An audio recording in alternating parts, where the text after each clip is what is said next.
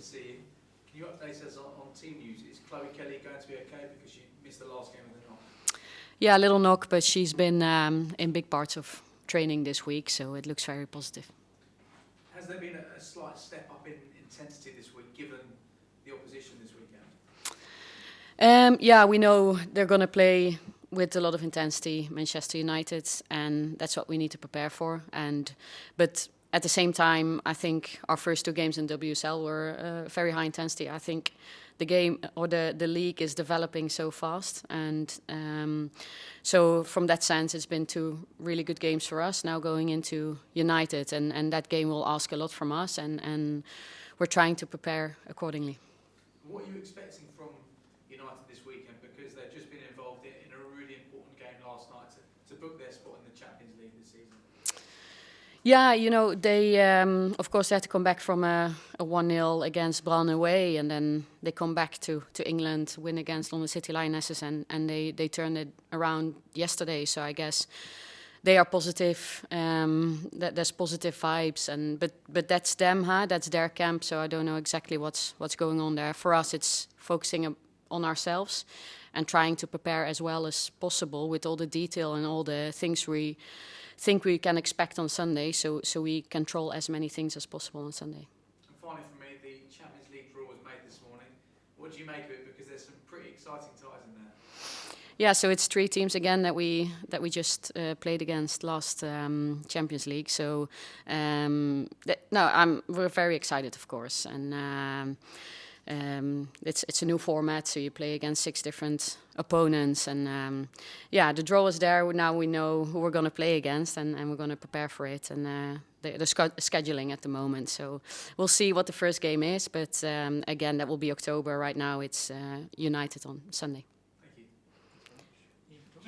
Just picking up on that Champions League draw, because it's a new format, very much like the men's was a new format last year. Do you expect it to be a bit more exciting and towards the end, maybe games that still matter? Yeah, we'll see how it goes. It's the first time we do it, of course, in the women's game. If you look at the different games that are going to be played, there's a lot of competitive games, and I think that's why UEFA changed the format as well, to keep it as competitive as possible for as long as possible. So, talking about competitive, WSL this season looks very competitive, and I saw you after you won at West Ham last Friday, 5-1. You've already scored 9 goals in 2 games. Is that your thinking this year? And not only do we have to win games, we're probably going to have to score a lot of goals, because it might even come down to goal difference. I don't want us to stop. I want us to be as strong as possible for 90 plus minutes, and if we can score goals early, then we'll do it. If they come late, then we'll go for it as well. So, and every game has its own story, momentum shifts, and I think we score quite some goals in the final stages of games, in the first 2 WSL games. You know, that's. You play the game, you try to control as much of the game as possible, and you take your chances when they come. And like I said, momentum shifts in games, and I'm sure it will be a very tight game on Sunday with momentum shifts as well. But we're trying to control as much as possible on Sunday. Because sometimes in football that can be hard when a team is maybe 2 or 3 up at half time. To go second half at the same intensity when you've already won the game can be very difficult. There's a lot of psychology in football, and I'm sure there will be a lot of psychology on Sunday as well. Finally, I presume Monday night you're busy. You're going to Paris for the Ballon d'Or. Arsenal up for Team of the Year, which you would expect to win, as you won Champions League, yeah? Very proud, of course, on the nomination. I think the club is doing a lot of good things on all fronts, so we're very proud. Would you be disappointed if you didn't win? You know, let's see first what happens on Monday, and then we can speak again. Have you got any speech prepared? No. I'm a lot about creativity and doing things in the moment, so we'll see. Hi Renee, nice to see you. Last season, Man United's success was built on a very strong defence, whereas this season, alongside you, the top scorers in the WSL so far. Have you seen them evolve much this season, would you say? Would you say it's a different United this year?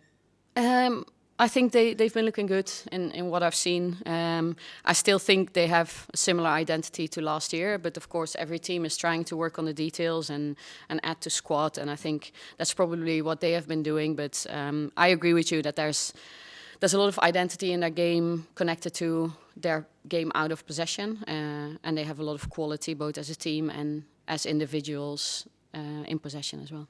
I know every game in the league matters as much as each other, but last season, for instance, Chelsea against the other three teams in the top four took 18 points from those games. Arsenal, I think, took 8 points from those games. So how important are these matches against the other teams you'd expect in the top four for deciding the title? Yeah, it's very early in the season still, but we focus on ourselves, and what we said is we want to do things with consistency, and that was our learning from last season. So wherever we are in the season and whoever the opposition, we want to bring our best game. Hi Renee. I wondered if, like myself, you've been watching all the other women's sport that's on at the moment, like the Women's Rugby World Cup. The athletics is fantastic. I don't know if you saw Femke Bol playing golf for the Netherlands just now. And I wondered if there's things that we can take from other women's sports.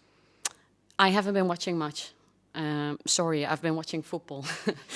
But I do. It's on my to-do list, but it stays very low on the to-do list all the time to go and visit other sports and see how they work, because there's so much to take. So no, I haven't been watching a lot lately, but there's a lot of things we can learn from other sports, I think. One of the things that I think maybe the men's team as well has been doing is this different thing between starters and finishers. And I think you used that term last season as well. And when you look at the rugby ones, the way they finish the games, you can see there's more fitness maybe in a top team. They tend to fall away at the end, the small teams. And I wonder whether you ever kind of, in your mind, you fixed it that beforehand, the different passages of the match. Yeah, it's always about planning the game and visualizing the game, and what do we think happens early in the game and what do we think happens late in the game.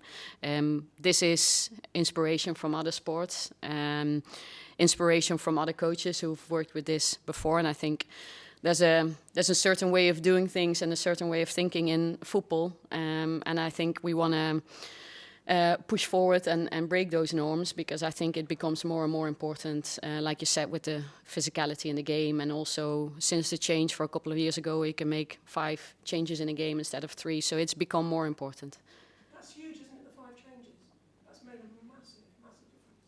Yeah, I agree. Yeah. Good, thanks. Catherine. Hi Renee. Obviously last 2 games you've won by big scorelines, but you conceded the first goal. I wonder if the message to your team for ahead of Sunday is to maybe start a little bit quicker than potentially the last 2 games. Every game is its own story, and we always analyze every game we've played as well. So we take learnings from the first 2 games we've played, and then Sunday will be another game and will be another story, and we need to be very detailed in our plan for that game. So what do we want to achieve, and what do we want to do early in the game, and what do we want to do late in the game. And of course, internally, we've looked at that as well, that we built into the game, and then we built into the game really well, but can we do that earlier and quicker? Mark Skinner in his pre-match press conference spoke quite a lot about Arsenal's investment and kind of how Arsenal and Chelsea are the 2 toughest teams to play in Europe at the moment, he thinks. I mean, and he was kind of saying Man United can't sort of compete on the same level right now. Is it as simple as that when it comes down to the 90 minutes of the game?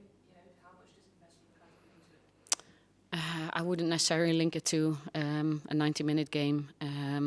It's a squad game. It's a team game. It's not an individual game.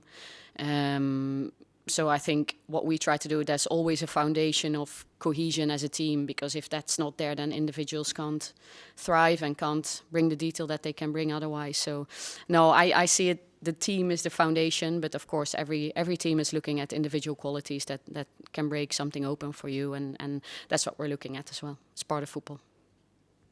Hi, Renee, nice to meet you. I just wanted to ask a bit about Jenna and kind of how you see her role in the squad this season. Obviously going into now Champions League, I guess depth and rotation will become even more important, but she's not been involved so far. I wondered, could you tell us a little bit about what you've seen from her recently, what her position is? Yeah, so we have a very strong squad, and I'm so happy with the squad, and we need the squad because it's going to be a long season with a lot of games and 4 or 5 competitions to compete in. So that's the starting point.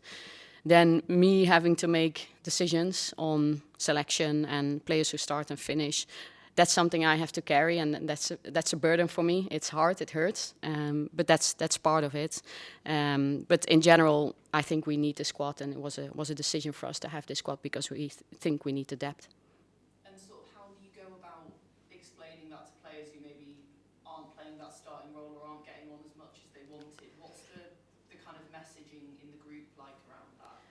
At the moment, not so dramatic because we've only played 2 games. Yeah, so that's only 2 moments. Max. Hi, Renee. The game against United last season in League was kind of billed as like your first sort of, I mean every game's a big game, but your first sort of big game in charge against a rival.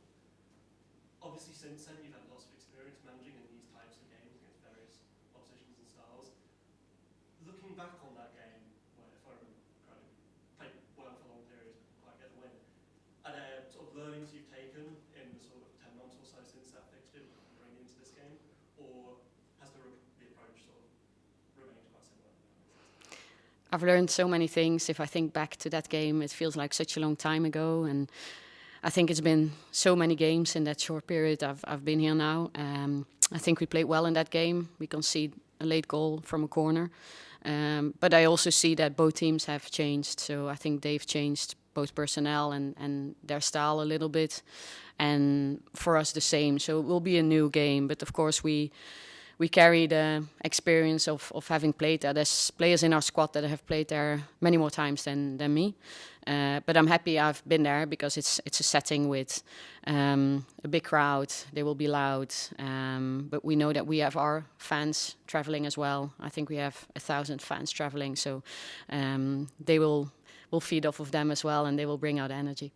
And just quickly from me as well, it was mentioned earlier that Chelsea took maximum points in these matches against teams in the Big Four. Do you think when you, as a team that has aspirations to hopefully go on and challenge for the title, do you think, does the sort of, does the approach change in the sense that you kind of need to be protagonists in a game like this, and maybe in years gone by you might look at this game, previous managers I've played might go, oh okay, yeah, a point would be a good result. Do you think there's a bit more pressure now to go there and try and win the game?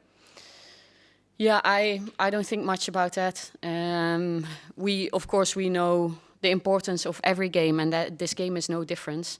And every game has its challenges. London City Lionesses and West Ham had its challenges, and there will be challenges for us on Sunday. But of course we want to go there and get maximum result and maximum points. That's what we'll go for, absolutely. Last direction. And obviously speaking about substitutions and squad rotations for depth, one of the players that hasn't been substituted and has played the full games so far this season is Katie Reid, obviously a young player. How have you found that she's been asserting herself in the squad so far this season, and how impressed have you been with her performance? Well, as a club, I think the club should be proud. All her academy coaches that have supported her and have been part of her journey, and the club facilitating this, making the step from academy to senior football possible. So, first of all, it's a club thing. So that's really strong. Katie is where she is because of the quality she has. She is a centre back that has a lot of qualities that we want and need in our squad. But the main thing, and I think I've been saying it before, is her mindset and how she wants to learn, how she's humble, how she takes things on board, how she communicates, all those things, and they matter for young players. And some journeys take longer, some go faster, and you never know, with young players. That's always an 11-year-old. You don't know. Is he or she going to make it? What direction are they going to develop? And I think with Katie, it's just been going really fast lately. And but we're so happy she's with us. Great. We'll leave it there, guys. Thank you. Thank you. Thank you, good luck. Thank you. I'm stealing this. Good luck on Monday as well. Cheers. Thank you. Thanks, guys.